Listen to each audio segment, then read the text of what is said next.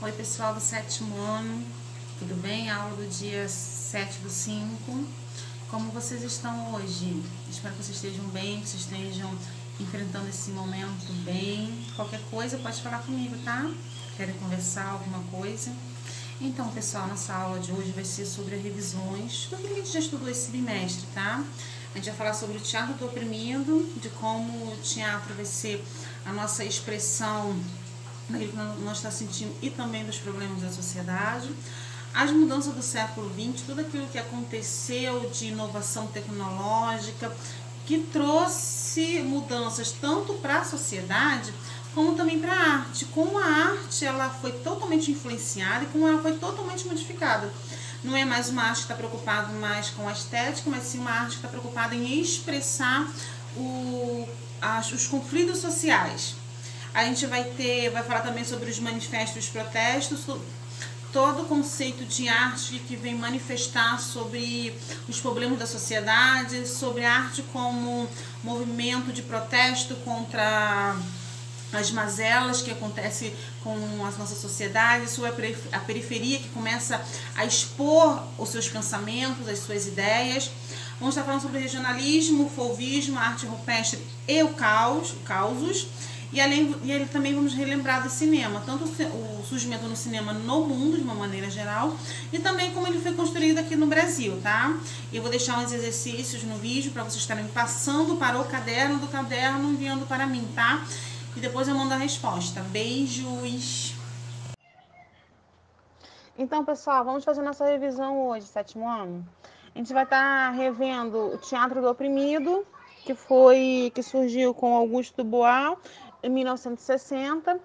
É um teatro que vai utilizar técnicas e exercícios teatrais para estimular uma discussão e uma problematização dos assuntos, tanto políticos, sociais, éticos, estéticos, aquelas peças que a gente fizemos em sala de aula, a qual cada grupo tinha que se apresentar e os outros alunos decidiam qual seria a solução. Então, esse é o teatro do oprimido, que surgiu como uma maneira de fazer um protesto, de trazer um questionamento social sobre os problemas que existem.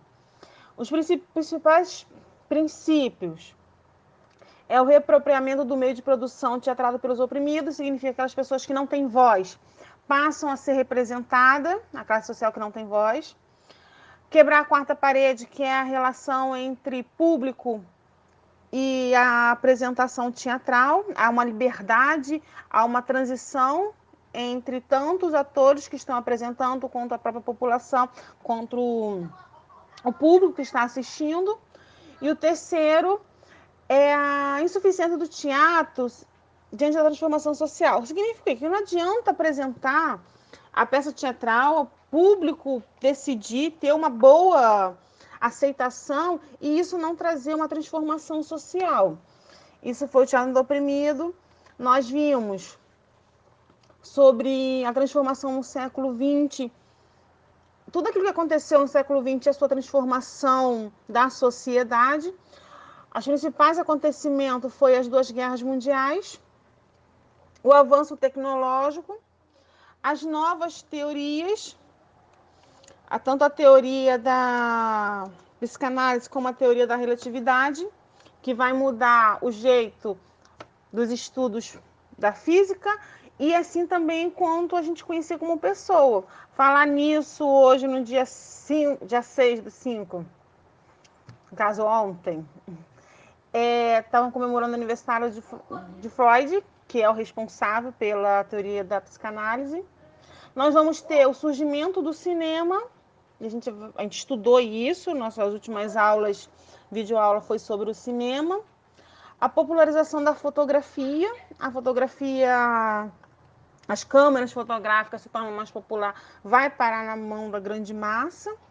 E também o avanço da eletricidade, que vai trazer excelentes mudanças, porque com a eletricidade, se hoje vocês estão assistindo aula, a gente tem uma certa mordomia, vamos por dizer assim, não apenas assistir aula, mas uma comodidade de vida, de luz elétrica, água quente, se acabar o gás você pode fazer no micro-ondas, a eletricidade, tudo isso veio com esses avanços da própria eletricidade.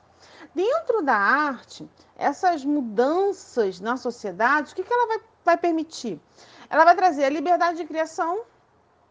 O artista não está mais preso à arte acadêmica, não está mais preso ao conceito de estética. Novas concepções de espaço. A arte ela não está mais presa dentro dos museus, dentro das galerias de arte, dentro da faculdade de arte. Ela agora está na rua, ela está agora onde cada um possa se expressar. E a arte agora já não é mais simplesmente um quadro, ou uma fotografia, ou uma pintura, ou uma poesia. Agora o ambiente também passa a ser arte, e a gente vai estudar, vocês vão estudar mais para frente o ambiente como movimento artístico. A maior valorização da criação em detrimento do tema. Agora, os artistas não estão mais preocupados em terminar. Eu preciso terminar esse quadro, essa música, essa poesia, não. O que importa a ele é aquilo que vai influenciá-lo para criar. É a sua criação, a sua inspiração, a sua imaginação. Isso que é o mais importante. Nova experimentação técnica de materiais. Então, assim, a arte ela não está mais presa somente à escultura de gesso. A escultura com cimento. A gente pode fazer escultura agora com qualquer coisa. Podemos fazer pinturas não mais agora com tinta. Podemos fazer de colagem, recorte. Podemos criar... Temos vários outros materiais que surgem após o século XX com a mudança da tecnologia, com a tecnologia, com a eletricidade. A arte não é mais, o referencial artístico não mais é a Europa. Aí surge agora, a gente vai contemplar e vai aceitar e vai admirar e vai até mesmo abstrair para si a arte africana e a arte oriental. Depois, com essas mudanças do século XX, a gente também vai ter uma mudança na arte, porque ela não está mais em busca do aspecto estético. Ela vai estar preocupada agora em suas manifestações sociais. Então, vai surgir o quê? Vai surgir a arte de rua. E a arte ela vai passar agora a ser o quê? Ela vai passar a ser ela vai ser usada para fazer protesto.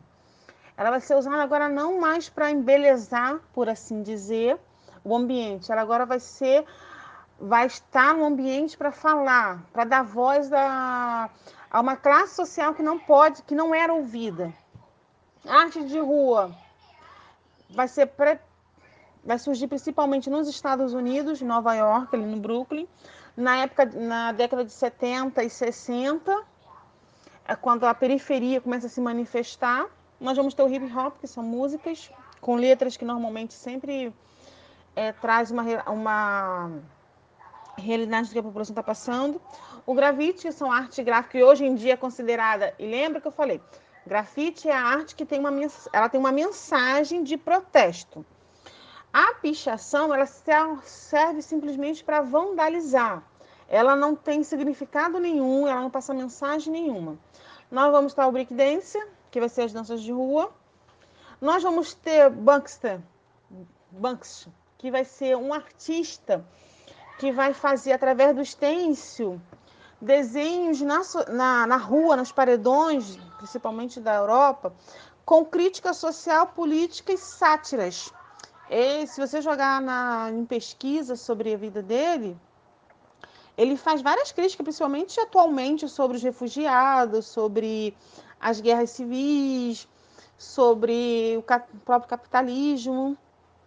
E isso vai ser a arte de rua. Nós falamos também sobre regionalismo, que começa, mas o regionalismo vai ser arte voltada para o interior, com um cunho mais primitivo, com um cunho mais campo. Vamos falar sobre o fauvismo, que começa no século XX, lá em 1901 a 1905, que se torna movimento. Ela vai ser totalmente influenciada pela Revolução Industrial e a mudança dessa sociedade. O fauvismo ele vai criar e vai seguir os impulsos, os instintos, as sensações primárias, aquelas primeiras sensações que nós temos quando algo acontece. Ele vai estar mais voltado para isso. Nós temos a Art Knife, que vai ser uma arte mais pura, uma arte mais ingênua, uma arte mais tranquila, a qual a criatividade é autêntica. São artistas que não passaram por uma arte acadêmica, que não fizeram os estudos detalhadamente. Uma das suas principais características é o detalhamento das figuras e do cenário, o desprezo pela representação fiel da realidade, o colorido exuberante, a pinceladas contidas com muitas cores.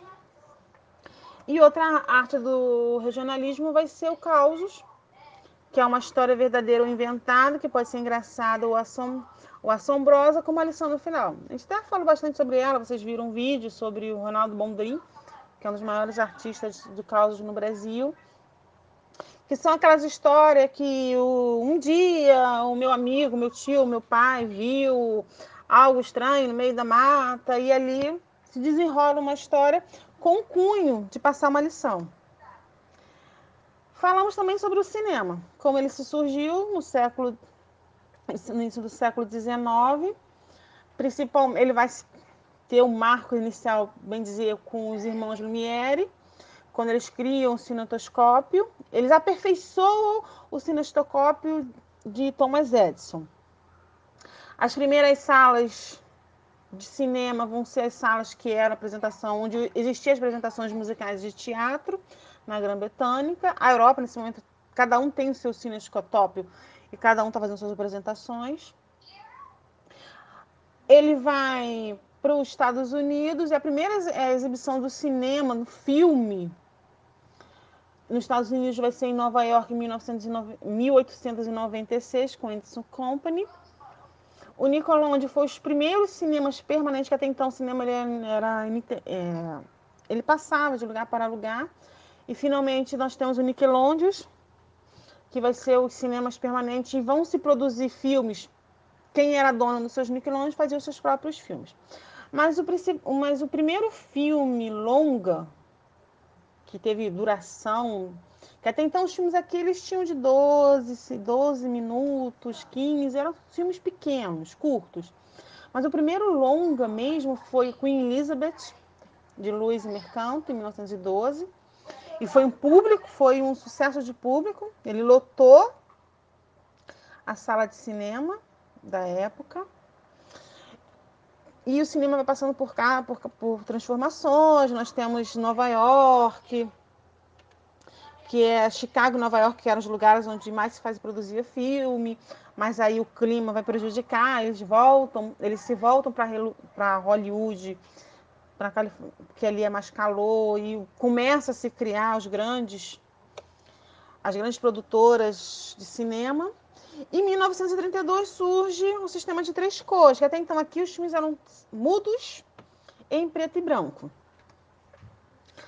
No Brasil, o cinema começou em 1896, em Petrópolis. Filmes curtos também, acho que tinha 12 minutos.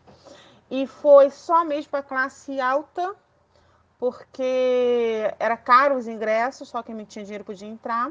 E o primeiro filme longo, por assim dizer, dentro da evolução do cinema, vai ser Vista de Bahia de Guanabara, do italiano Afonso Segreto.